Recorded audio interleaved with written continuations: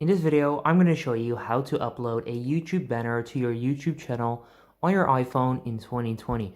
So normally when you go ahead and try this on your iPhone, this won't work, right?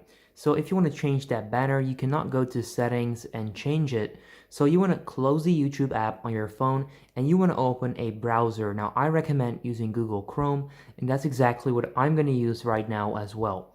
Now next up, you want to go to youtube.com and you want to request the desktop website. You can do that by clicking right there and then scroll through and you'll see request desktop website. And this is actually extremely important because otherwise this is not going to work. Right now YouTube doesn't allow you to change this on the mobile version of YouTube. So you want to request the desktop site, you then want to zoom in to the top right corner and you want to click on your channel icon and then on your channel, which is going to launch your channel page. Now, next up, when you're here, you can actually scroll down and you'll see customize channel right there. Click on customize channel. I'm not sure if it worked. Okay, there we go.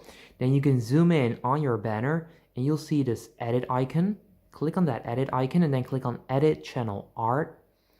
Then you can zoom out and then right there, select a photo from your computer.